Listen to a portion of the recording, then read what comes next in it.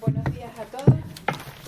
Si les parece, podemos empezar con el acto de lectura del trabajo fin de máster de oceanografía titulado Respiratory Metabolism in the Marine Macroalga Vulva (SPP), Exploratory Studies with the Respiratory Electron Transport System, ETS, presentado por la alumna del máster de oceanografía María Teresa Asensio Elvira y dirigido por los doctores María Ascensión Viera Rodríguez, May Gómez Cabreras y el doctor Teodor Trein Packard.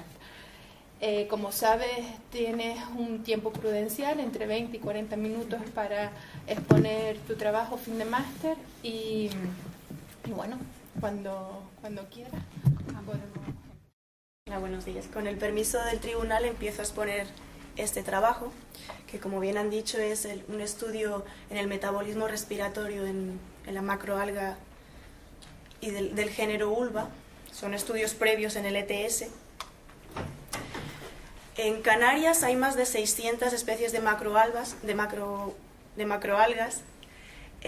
Una de las más comunes en Gran Canaria es Ulva, el género Ulva. Nosotros utilizamos en este estudio Ulva rígida y Ulva rotundata por la abundancia en estas costas y por la sencillez en el talo. El sistema de transporte de electrones consta de una serie de complejos proteicos incrustados en la membrana mitocondrial interna.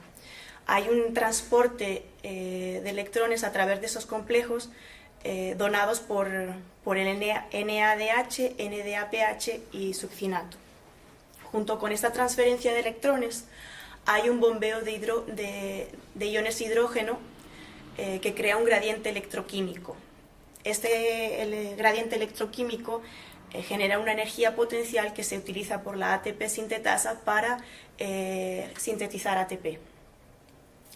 Este método de ETS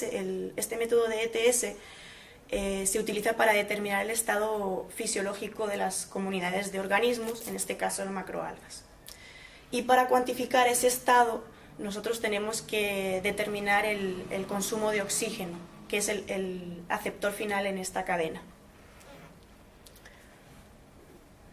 Dicho esto, voy a pasar a los objetivos, que sería optimizar el método de homogenización para el ETS,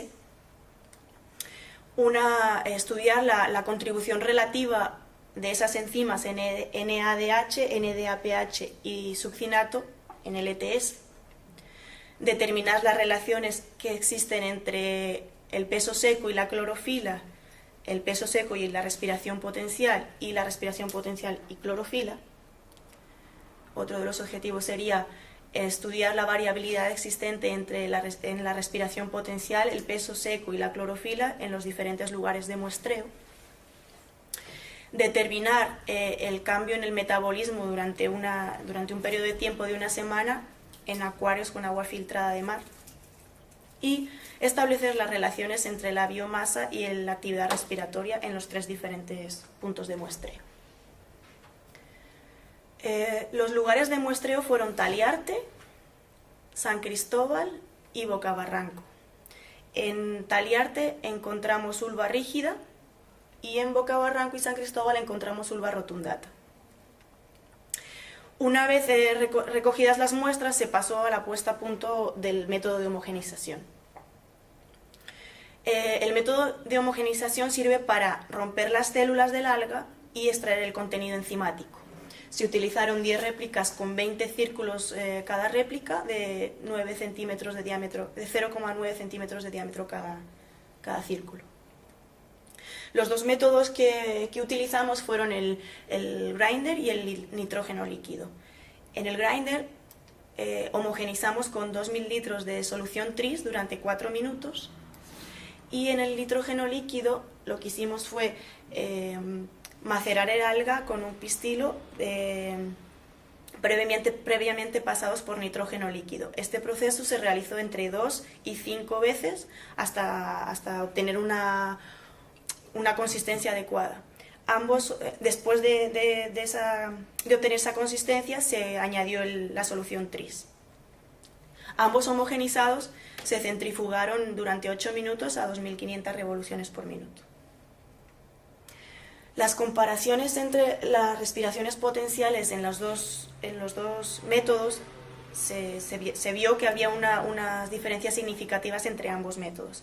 La respiración potencial en el grinder fue muchísimo mayor, y sumado a que es un método más barato y de más fácil manejo en el laboratorio, descartamos el nitrógeno líquido. Con el fin de cuantificar, o con el fin de ver cuál era el impacto que suponía mantener a las algas sin la adición de nutrientes, las mantuvimos en una cámara de incubación dentro de acuarios con aire y agua filtrada, más o menos a una temperatura de 20 grados, con un fotoperiodo de 10-14 durante una semana. Los análisis posteriores se realizaron el día 1, el día 5 y el 8. Las medidas se leyeron en el espectrofotómetro con una longitud de onda de 490 y 750 nanómetros, a una temperatura cercana a la in situ, durante 8 minutos en modo cinético. El método del ETS consiste en saturar el sistema de los sustratos NADH, NADPH y succinato para garantizar la especificidad del proceso enzimático, de la reacción enzimática. El aceptor final en este sistema, como hemos dicho, es el oxígeno, y aquí lo sustituimos por un aceptor artificial que es el INT, que al reducirse a formazán da un color rojo y lo podemos leer espectrofotométricamente. Se analizaron diferentes medidas de biomasa. El peso seco se realizó midiendo de 2 a 20 círculos iguales, de idéntico tamaño. Se mantuvo en una estufa durante 24 horas 60 grados y se pesó el peso seco. Y vemos que hay una relación entre el número de círculos y el peso seco. En cuanto a la clorofila, para la determinación de la clorofila se utilizaron estas ecuaciones, con lo cual tuvimos que medir las longitudes de onda, las densidades ópticas, a las longitudes de onda de 664 y 647. Y nos dio la clorofila y la clorofila B. Como se ve en las gráficas, hay buenas correlaciones entre el número de círculos y el peso seco, y el número de círculos y la clorofila. Con lo cual pudimos ver que indistintamente se puede utilizar ambas medidas para determinar la biomasa. Nosotros en este caso utilizamos la clorofila. Para determinar el pico máximo de clorofila lo medimos espectrofotométricamente con filtro y sin filtro. Con filtro el pico máximo estaba en 669 y sin filtro a 672. Hicimos una media y todas las medidas que se realicen posteriormente se realizarán en esta longitud de onda. Una vez establecidas las relaciones entre el peso seco y la clorofila, se recalculó el peso seco, con lo cual dieron unas ecuaciones que se utilizarán para midiendo la clorofila a 670, se utilizarán para determinar el peso seco. A partir de esa clorofila a 670 podemos calcular el peso seco. Dado que este es el primer estudio en macroalgas, teníamos que determinar la relativa contribución en el sistema de estas enzimas, del NADH, NADPH y el succinato. Y los resultados fueron los siguientes. La mayor contribución es debida al NADPH, le sigue el NADH y por último el succinato, que tiene valores por debajo de los límites de detección. Estos resultados fueron muy similares a los obtenidos por Kennedy Amer en 1975 en Dunaliella tertiolecta, en el alga verde, que también la contribución mayor es debido al NADPH. Sin embargo, estudios realizados por nuestro grupo en el zooplancton dan que la mayor contribución es debida al NADH. Puede ser debido a que estas diferencias entre zooplancton y algas verdes puede ser debido a que la respiración pudiera darse en los microsomas. Bueno, otro de los objetivos que queríamos determinar fue las relaciones entre el peso seco, clorofila, peso seco y respiración potencial clorofila. En la gráfica de arriba vemos la relación entre peso seco y clorofila. Vemos que hay una buena correlación. La clorofila A tiene mayor pendiente que la clorofila B, como es de esperar. Y en las gráficas de abajo vemos la relación que existe entre respiración potencial y peso seco. En la de la izquierda hemos diferenciado en 3 especies, ulva rotundata y ulva rígida, y en la de la derecha están todas juntas. Al igual hemos hecho para las relaciones entre la clorofila y la respiración potencial. Vemos que en las de la izquierda son diferenciadas entre diferentes especies y en la de la derecha todas juntas. Vemos que la tendencia es la misma.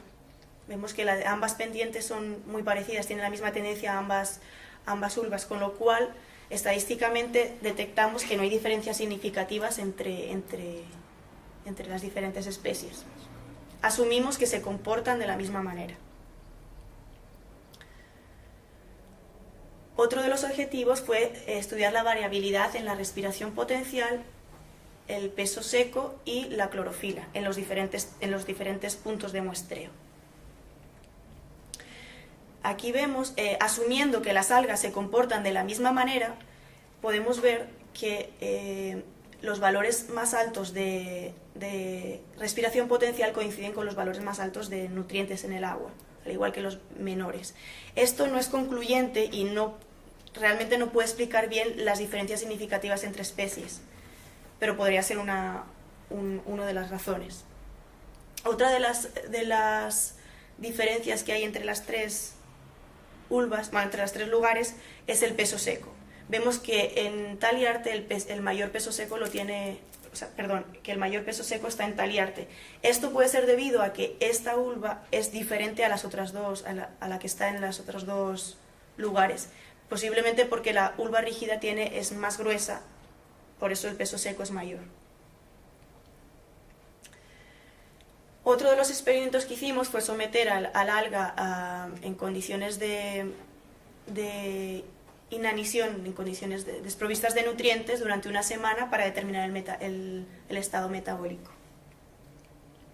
Y vemos que en la evolución de la respiración potencial específica, vemos que hay un descenso desde el primer día hasta el último día. Los valores mayores se dan el primer día. Esto puede ser debido a que algún nutriente esencial se agotó. Y por último, otro de los objetivos fue determinar la relación entre la biomasa y la actividad respiratoria. También, como hemos dicho antes, hay un descenso desde el primer día hasta el último día en las pendientes, probablemente debido a unos cambios en el estado nutricional del alga. Con el permiso del tribunal paso a leer las conclusiones. Las comparaciones entre ambos métodos de homogenización demostraron que hay diferencias significativas. Utilizamos el método del grinder porque es más barato y mucho más fácil manejo. La mayor contribución en el ETS de ulva, de la especie ulva, del género ulva, fue NADH seguido de NADH y succinato. Hay unas buenas correlaciones entre los parámetros de biomasa, peso seco, clorofila y densidad óptica a 670, con lo cual usamos la densidad óptica a 670 como medida de biomasa. Vemos que ulva rotundata de Bocao Barranco tiene los mayores valores de respiración potencial, coincidiendo con los mayores valores de nutrientes, y ulva rígida de Taliarte tiene los valores menores de respiración potencial, coincidiendo con los valores más bajos de nutrientes en el área. Sin embargo, ulva rígida de Taliarte tenía el mayor peso seco.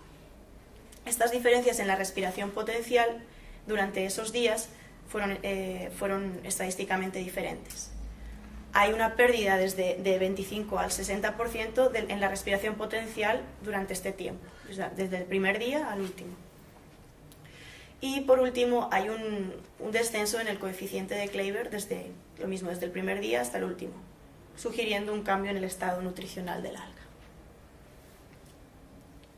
Y,